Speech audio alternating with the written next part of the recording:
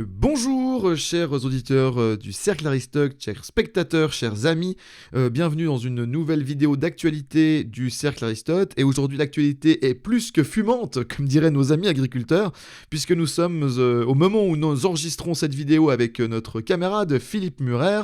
Nous sommes le 26 janvier 2024, juste après les annonces du gouvernement par rapport à la fronde et au blocage des agriculteurs. Et donc on va revenir avec Philippe pendant quelques dizaines de minutes sur justement la structure de l'agriculture française à l'intérieur de l'Union européenne, pourquoi il y a des problèmes, pourquoi ça ne fonctionne pas, quelles sont les solutions qui peuvent être apportées. Et aussi Philippe va nous apporter son éclairage sur les mesures qui viennent d'être apportées, en guillemets en tout cas d'être annoncées par le gouvernement de Gabriel Attal. Philippe, bonsoir.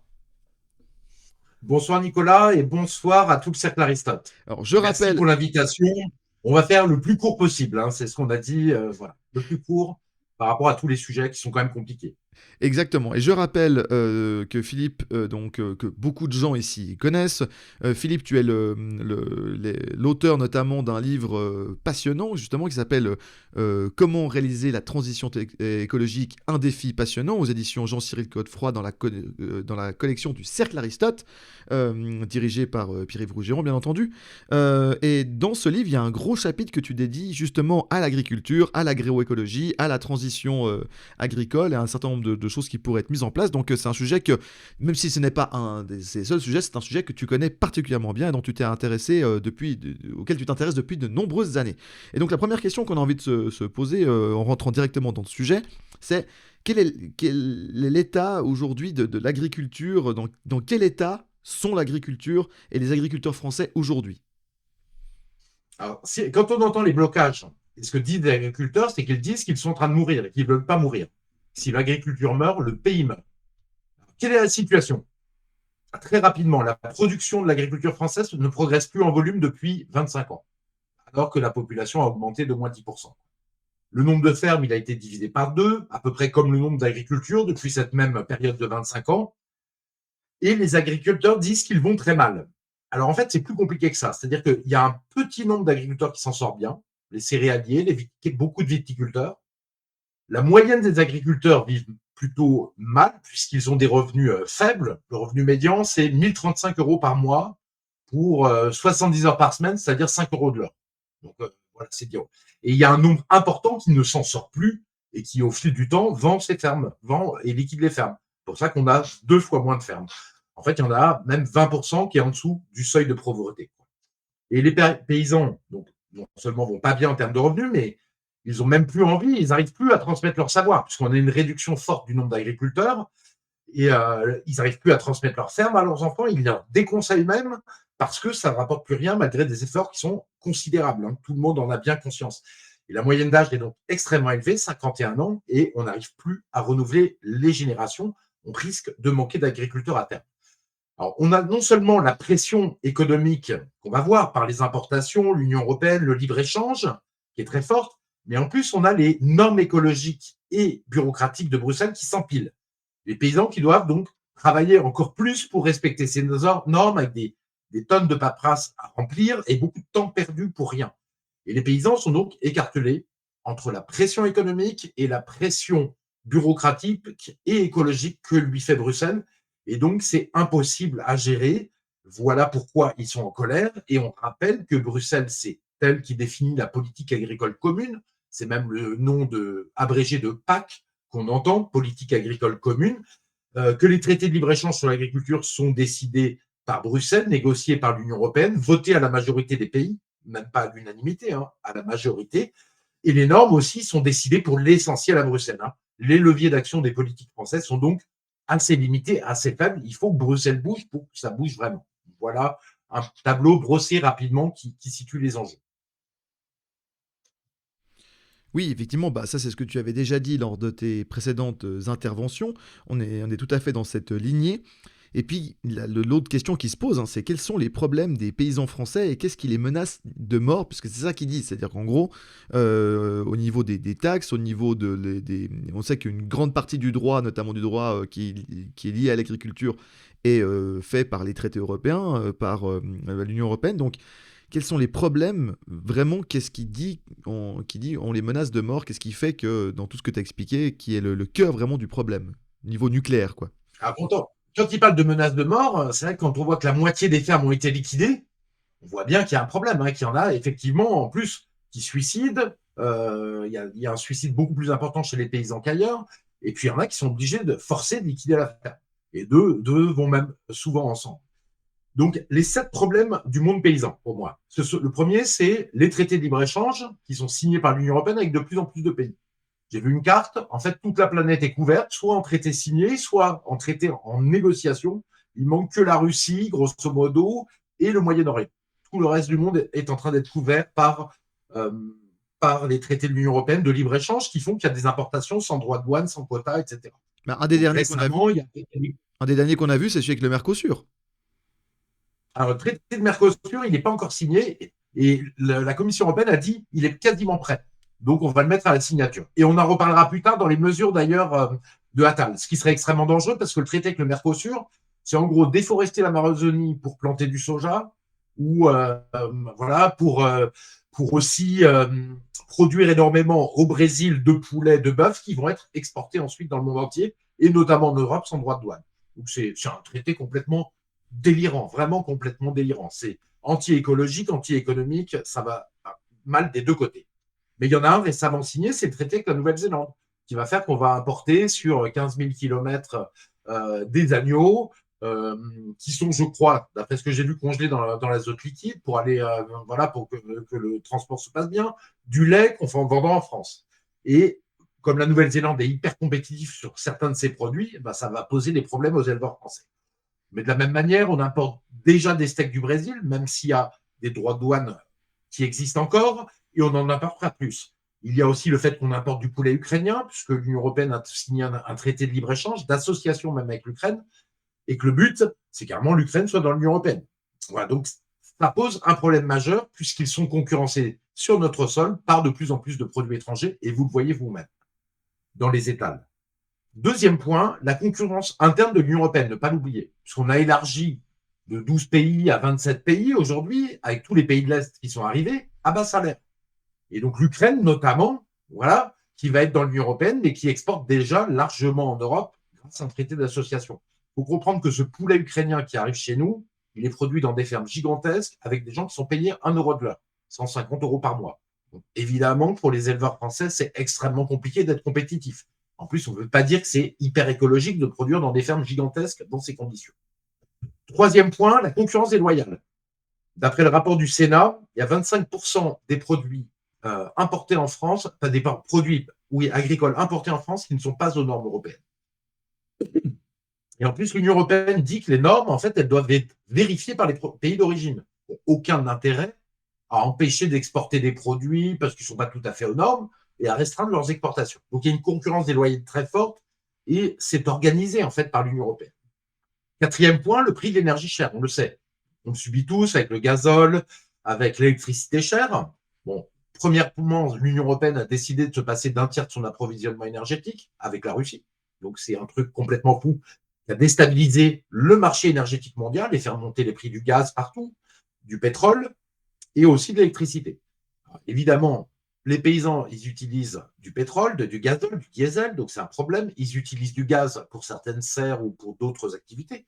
Et ils utilisent de l'électricité qui a quasiment doublé, qui a pris au moins 50% pour les particuliers et encore plus pour les autres, à cause du marché européen de l'électricité. Donc, quatrième point, qui est un problème majeur. Donc, on marche vraiment sur la tête. Cinquième point, les normes bureaucratiques et écologiques délirantes, pondues par les bureaucrates de Bruxelles. J'encourage tous les gens qui veulent voir ce que c'est à aller sur Europarl, comme Europarlement, et à taper directive et à chercher une agriculture. Ils en trouvent une, ils vont voir que c'est des textes de centaines de pages avec des normes dans tous les sens. Et donc, ces normes-là, bon, elles ont une logique, par exemple, pour aller vers plus d'écologie et payer les agriculteurs sur plus d'écologie. Le problème, c'est qu'elles sont délirantes, asphyxiantes au moment où elles-mêmes sont asphyxiées économiquement. Tout cela avec les aides de la politique agricole commune, qui en plus sont en baisse de 10%. Donc, on demande aux agriculteurs de réaliser la quadrature du cercle et l'essentiel des problèmes se trouve à Bruxelles. Il y en a une autre petite partie, il y a 2 autres points qui sont en France. C'est l'organisation du marché national. Tout part essentiellement à Rungis pour revenir en région et ça occasionne plein d'intermédiaires, plein de hausses de prix. Je vais te donner un exemple. Moi, j'habite en Provence maintenant, où il y a un marché où les gens du coin, les commerçants viennent s'approvisionner. Bien, ils vont acheter des pommes aux agriculteurs directement et ils les revendent dans leur magasin directement, donc sans intermédiaire, parce qu'il y a un marché local avec 250 agriculteurs qui viennent déposer leur production et les épiciers, les commerçants qui viennent. Là, je me suis rendu compte que mon épicier, chez qui je vais pour soutenir le village où je vis, eh ben, ils vendent les pommes au même prix que les hypermarchés du coin, qui eux s'approvisionnent à Rungis. Ah, bien sûr, parce que lui, il achète un peu plus cher, mais il n'y a pas d'intermédiaire, alors que les hypermarchés, au final, c'est acheté pas cher du tout aux agriculteurs, 40 centimes, et ça revient parfois à 2-3 euros le kilo. Donc, on a une multiplication entre x5, x7 et donc, chez certains, x10. Septième problème qu'on a, une pression énorme parce qu'il y a des oligopoles agroalimentaires, il y a des oligopoles sur la distribution, il doit y avoir 4 centrales d'achat en France, et eux, ils utilisent les importations permises par les traités de libre-échange étrangères pour mettre une énorme pression en disant, bah voilà, vous voyez, on nous propose des pommes à 30 centimes qui viennent du Chili ou de Moldavie, comment vous alignez? Donc, ils sont obligés de vendre toujours au prix très bas. Donc, nos agriculteurs, ils sont l'esclave de système qui leur donne juste assez d'argent pour survivre, en fait, très clairement. S'ils travaillent jusqu'à l'épuisement, 70 heures par semaine, donc on a les maîtres, les esclaves et les seigneurs, les maîtres, en fait, et on retrouve le problème de la mondialisation économique, du libre-échange qui a été voulu, qui est intégré dans les traités européens, qui est intégré par les actes européens et qui transforme en fait les agriculteurs en serfs, qui retransforme les agriculteurs en serfs en leur donnant le minimum pour survivre. C'est la logique de ce système. C'est exactement ce que tu avais dit dans ton dernier livre, hein, Sortir du capitalisme du désastre, où tu dénonçais justement ce genre de pratique, pas seulement pour l'agriculture, mais pour plein de secteurs économiques, mais notamment pour l'agriculture, on retrouve ce point-là, quoi. Exactement. Tu as tout à fait raison. C'est exactement ce qu'on retrouve. Une économie, ou finalement, une économie de prédation, quoi, avec ceux qui sont hyper puissants, qui font de la prédation sur les plus petits, en disant, on n'y peut rien, c'est le marché. Ouais, sauf que le marché, c'est eux qui ont demandé à l'organiser comme ça, avec une compétition mondiale entre tous les gens, compétition sociale, compétition fiscale. Et donc, il y a les serfs et les esclaves et une nouvelle féodalité qui se met en place qui est absolument déplorable.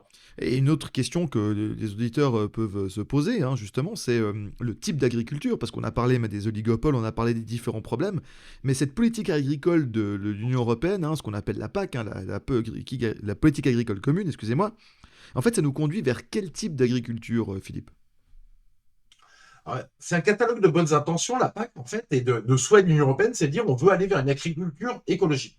Tout le monde est d'accord là-dessus, on n'a pas envie de détruire la biodiversité, la nature. Moi, encore plus que d'autres, puisque j'ai passé beaucoup de temps à écrire des bouquins et à m'intéresser au sujet. Voilà. Par contre, le problème, comment ils le font? Si c'est en détruisant le monde paysan par une forte pression économique, en fait, l'Union européenne, elle conduit, on le voit avec la liquidation de fermes et la hausse des tailles des fermes, à des fermes de plus en plus gigantesques et de moins en moins de fermes en France. Et c'est partout dans toute l'Union européenne. Donc, c'est vers une agriculture finalement à l'américaine, avec des fermes qui sont en train de rejoindre la taille des fermes américaines. Alors, la question, c'est comment, par exemple, le président de la FNSEA, il a une ferme de 7 km². Donc, comment est-ce qu'on peut faire sur une ferme de 7 km²? En fait, au bout d'un moment, peut-être que lui, il a des recettes, mais ça va finir par de l'importation de migrants comme ouvrier agricole, qui est un des métiers les plus durs qui existent. Avant, c'était des petites cellules familiales qui avaient des fermes de taille raisonnable, et de plus en plus, c'est pratiquement 1 km² la ferme moyenne en France. Et donc, on se retrouve avec derrière une impossibilité de faire, à moins d'avoir des ouvriers agricoles quand on en a besoin, donc d'importer des migrants pour aller travailler sur cette ferme. L'autre problème, c'est que on ne peut pas faire en même temps la pression économique et la pression écologique. On ne peut pas dire aux gens, en fait, aux agriculteurs, vous n'avez pas un rond, mais en plus, on vous demande de faire des normes écologiques. On voit bien que c'est contraire. On ne peut pas non plus demander aux Français, c'est le discours de certains petits malins de la FNSEA ou du gouvernement, de dire, oui, c'est parce que les Français sont vraiment des rapias, ils sont radins, ils ne veulent pas acheter des produits agricoles chers. Mais en fait, on se rend compte que les Français, mais en fait, les gens n'ont pas les moyens de se payer des produits agricoles français, parfois. Ils le souhaiteraient bien, mais ils n'ont pas les moyens de le faire. Et en plus de ça, l'Union européenne interdit d'afficher d'où viennent les produits de façon très claire, d'imposer un affichage obligatoire, sauf pour les fruits et légumes. Donc, vous ne pouvez pas savoir vraiment ce que vous achetez, ou alors il faut prendre beaucoup de temps pour voir au dos. Parfois, c'est même pas marqué d'où viennent les produits. Vous le savez, hein, Nicolas, quand vous achetez du miel ou de l'huile d'olive, souvent c'est marqué miel venant de l'Union européenne et hors de l'Union européenne. Donc, miel produit sur la planète. Voilà. Donc, effectivement, comme indication pour acheter français, c'est quand même difficile. Voilà. Donc, comme les gens n'ont pas d'argent en plus, ils arrivent même plus à se nourrir correctement. Donc, comment on peut imaginer qu'ils vont acheter bio? Très clairement. Et le fait que les gens n'aient pas d'argent en France et en Europe, c'est bien dû aux politiques économiques européennes qui sont aussi aux mains de l'Union européenne. Donc, on est dans la quadrature du cercle. Et qu'est-ce qui va se passer? C'est que l'Union européenne, en fait, va détruire encore plus de fermes, va délocaliser la production et la pollution dans les pays loin de l'Union européenne avec des bas salaires, ce qui veut dire pas de travail pour les Français, pas de souveraineté alimentaire pour la France, encore plus de pollution, puisqu'au lieu de produire en France, ça sera fait dans les pays étrangers. Et puis, un risque énorme, parce que si on ne produit plus chez nous, en France, nous pourrions un jour crier famine. On se rappelle tous l'épisode Covid, où on n'arrivait plus à importer des masques parce qu'il y avait une pénurie de masques, qu'il y avait une pénurie de matériel à tous les niveaux liés au Covid. Bah, s'il y a un problème, une crise à un moment donné alimentaire mondiale, eh bien, si on n'est pas souverain, si ce n'est pas produit en France, on risque la famine. Donc, c'est extrêmement grave, c'est une politique folle. Et pourquoi c'est aussi absurde? Parce que c'est fait par des gens, des idéologues, hein, c'est une machine idéologique, l'Union européenne, avec un précepte phare, le commerce mondial, c'est la paix et c'est la prospérité pour tous. Bien que ce soit complètement faux, il reste là-dessus.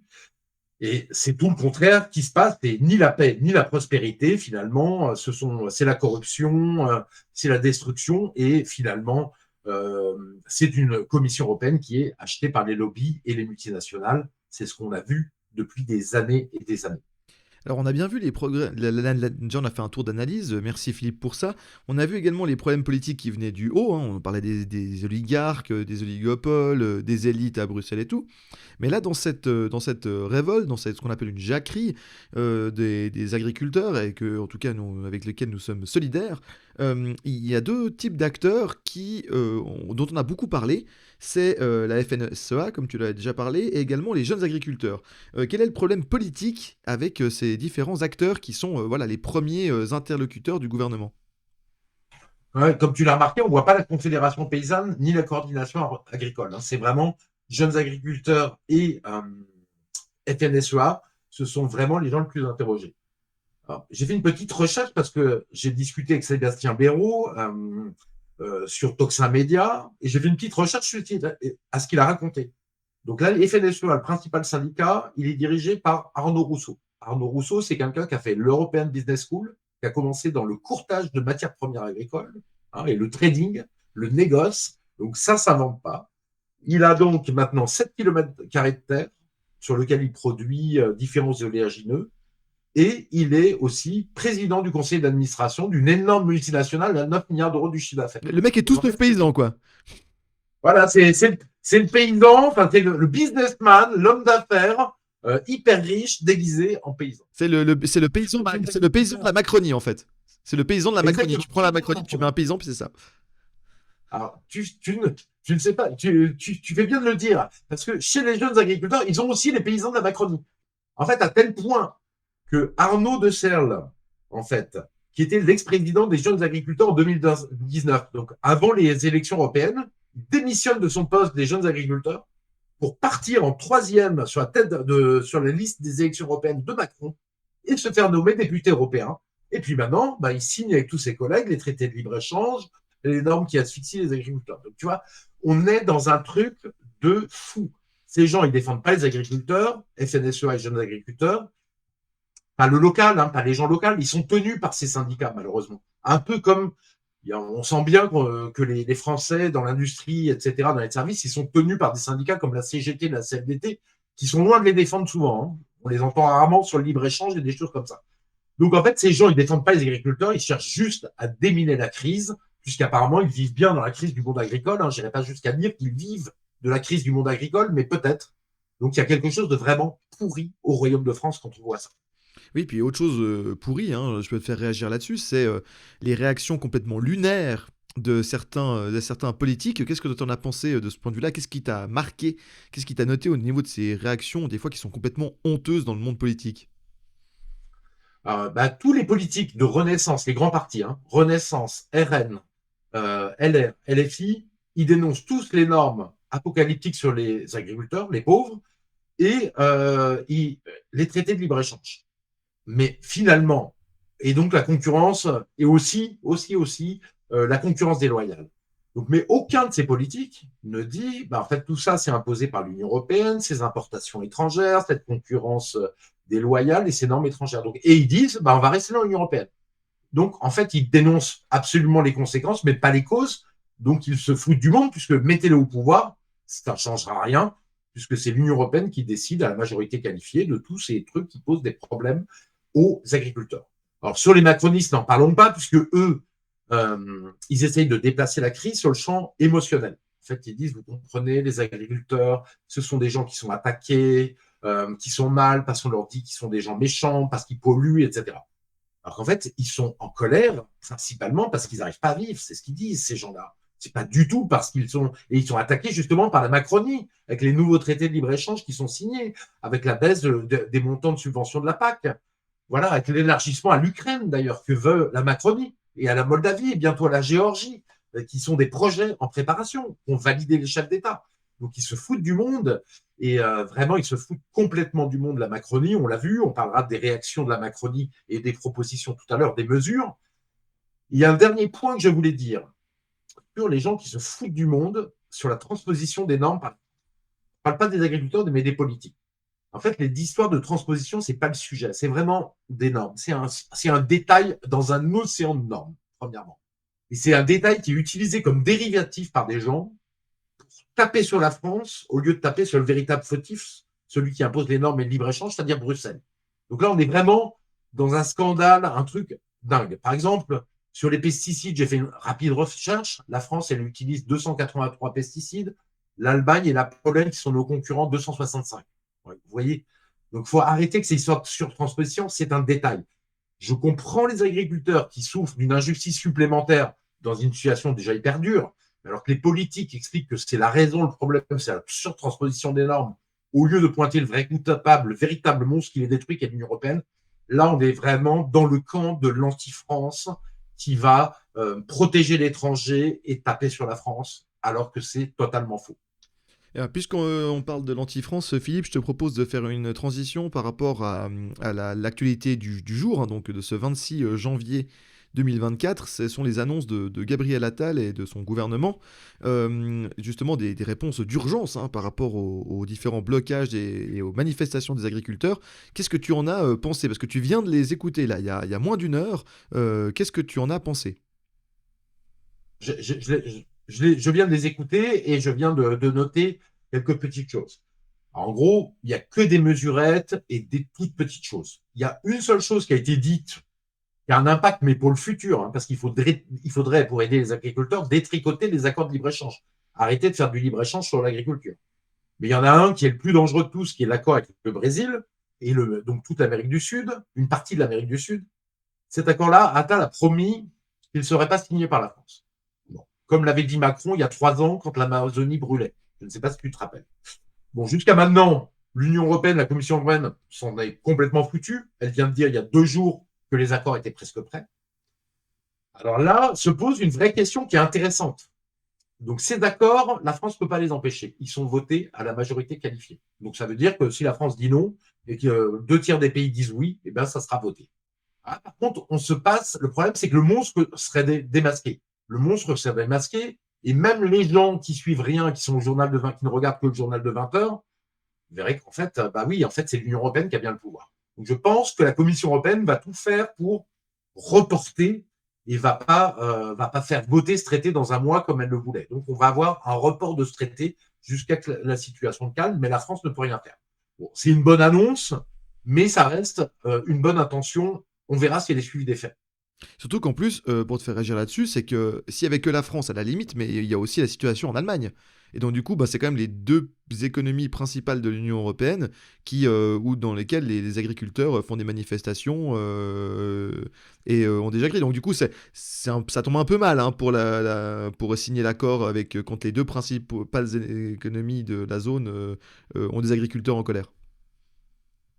Tu as tout à fait raison. C'est un très bon argument, d'ailleurs, pour dire voyez, vous dites que c'est un problème français, c'est pas de la faute de l'Union européenne, mais en fait, si tout, il y a l'Allemagne, effectivement, qui a manifesté la semaine dernière et qui a bloqué le pays, qui n'a malheureusement pas obtenu grand-chose, les agriculteurs allemands, malgré l'ampleur.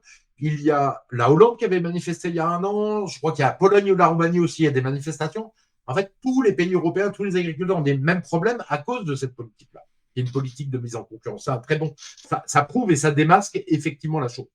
Le reste de mesures, bon, il y a une mesure qui est la taxe, qui va pas faire plaisir à la Commission européenne, mais je pense qu'ils ont négocié ensemble la table et l'Union européenne. Faut pas se leurrer. Il y a un canal diplomatique en disant, bon, on a un gros problème là, parce que la taxe diesel, c'est la goutte d'eau qui a fait déborder le vase. Il faut qu'on enlève la taxe diesel parce que l'Union européenne a défini plein de textes pour faire remonter les prix des taxes pour les agriculteurs pour qu'ils polluent pas plus que les autres. Donc, Attal l'a supprimé et a dit qu'elles seront supprimées pour les années à venir. Tant mieux, franchement, bon, ça fait 3 centimes par litre d'augmentation. Cette année, c'est 3 centimes par litre étalés chaque année pendant 7 ans. Donc, c'est tant mieux pour les agriculteurs. Et le reste, c'est quasiment soit des mesurettes. Ils parlent de délais juridiques plus courts pour faire des choses, de petits fonds qui vont être débloqués par-ci, par-là, soit carrément de l'enfumage grossier, puisque Attal a expliqué, le Premier ministre de la France n'a pas honte de contredire le Sénat et de dire qu'en fait, il va tout faire pour que la commande publique aille vraiment aux produits français. Sauf qu'en fait, moi j'ai fait un tweet avec un texte du Sénat qui dit qu'il est quasiment impossible de faire une commande publique réservée aux produits français. L'Union européenne l'interdit. On ne peut même pas réserver aux produits européens, c'est aux produits mondiaux que c'est ouvert. L'autre texte, c'est il faut produire et protéger. Évidemment, on fait des accords de libre-échange, donc on ne protège pas, c'est l'inverse de protéger, et c'est l'inverse de produire.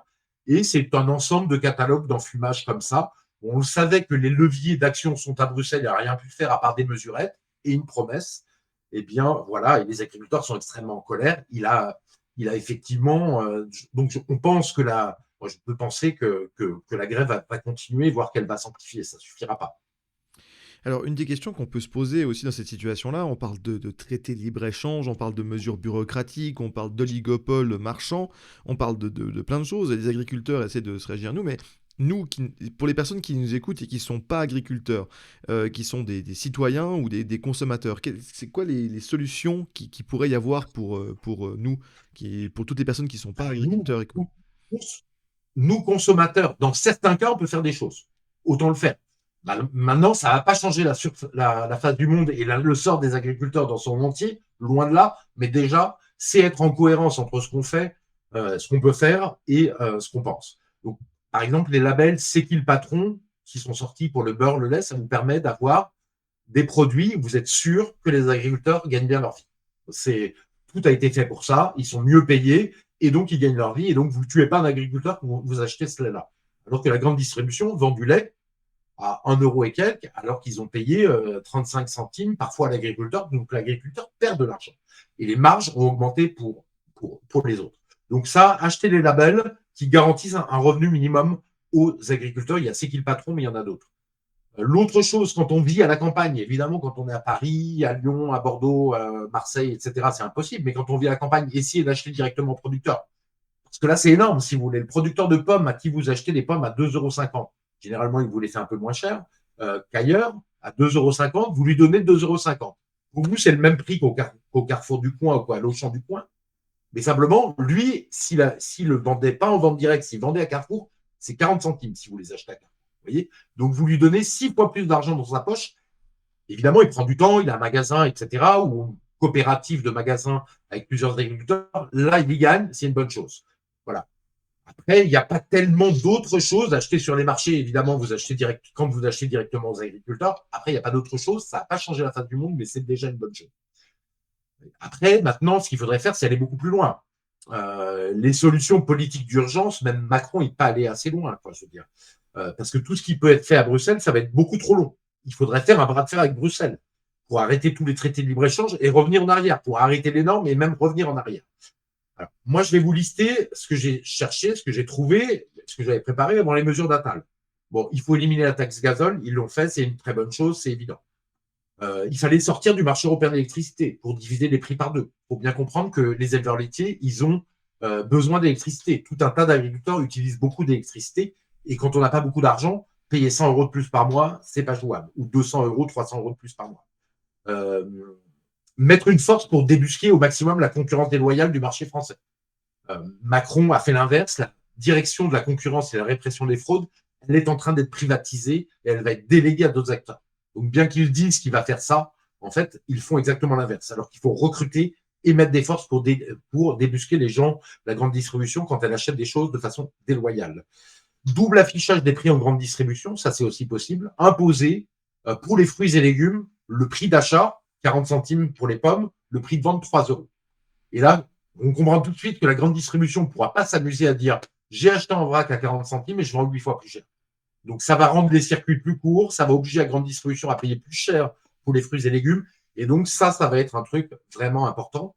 Et puis un petit bras de fer avec Bruxelles qui coûte pas cher, hein, je veux dire, pour Macron, même pour Macron qui est un européen, c'est un bras de fer sur les normes bureaucratiques et d'arrêter de les transposer. De dire maintenant on ne transpose plus aucune norme, ça suffit. Mais tous ces effets, évidemment, seront tout à fait limités si on veut s'attaquer au cœur du problème, les solutions politiques.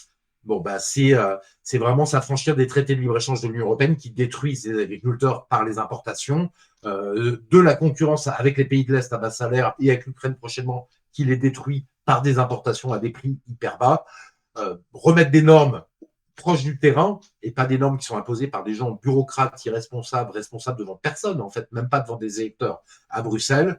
Voilà, tout ça signifie en fait qu'il faut juste sortir de l'Union européenne, parce que ça, c'est impossible. On ne peut pas sortir des traités de libre-échange en restant de l'Union européenne. C'est impossible de ne pas l'appliquer. Donc là-dessus, on n'a pas le choix. Merci Philippe. Un dernier mot de conclusion de ta part. Ça sera la dernière question de cet entretien très instructif et très éclairant. Comment tu vois, là, avec les annonces aujourd'hui de ce 26 janvier, comment tu vois évoluer cette crise des agriculteurs, là, dans les prochains jours, les prochaines semaines, voire les prochains mois? Quelles sont tes prévisions? C'est toujours dur, hein, difficile de faire cet exercice des Oui. prévisions, mais qu'est-ce que tu anticipes? Alors, forcément, comme Macron n'a pas de levier, puisque les grands leviers sont à Bruxelles, hein, et qu'il l'a montré par des mesurettes, il va faire le maximum pour éviter la crise. Hein. Il n'est pas content qu'il y ait des grèves. Et à 4 mois des élections européennes, c'est un très mauvaise publicité pour eux. Donc, il va essayer de régler la situation. Vraiment, il n'a pas pris les bonnes mesures, donc il va aussi laisser pourrir la situation. C'est-à-dire essayer de la régler en faisant des mesures pour inciter quelques agriculteurs qui sont assez favorisés de revenir à la ferme et laisser ceux qui sont en train de mourir, et une grande majorité qui vit mal, en fait, laisser dans la rue, quoi, en laissant pourrir la situation. Après ça, bah, dès que les agriculteurs seront trop énervés, seront trop en colère parce qu'ils sont au risque de mourir, eh bien là, en fait, les médias débusqueront une faute, trop de violence, etc. Et à ce moment-là, il y aura un bashing probable des agriculteurs qui sont là, pas les autres, pas les bons agriculteurs, les mauvais agriculteurs qui se plaignent de mourir. Et donc, voilà, donc ils pourront utiliser qu'une politique politicienne comme avec les Gilets jaunes si ne mettent pas des mesures sur la table. Et je pense qu'ils n'en ont pas trop les moyens. Et ça montre que finalement, en fait, quand on fait de la politique politicienne, ça aboutit uniquement à faire des stratégies de manipulation, hein, vis-à-vis des gens. Ce qu'ils veulent, c'est que les agriculteurs continuent à mourir comme aujourd'hui, mais en silence, en se taisant.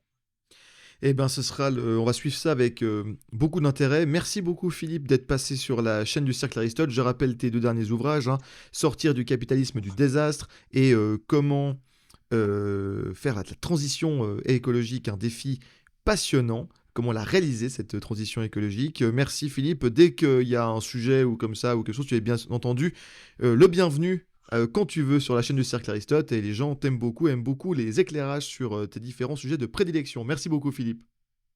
Bah, merci à toi et merci à tous ceux du Cercle Aristote qui nous suivent. Chers camarades, si tu veux plus de contenu, de réinformation, d'éducation populaire et de formation intellectuelle, n'hésite pas à faire un don sur notre page Tipeee.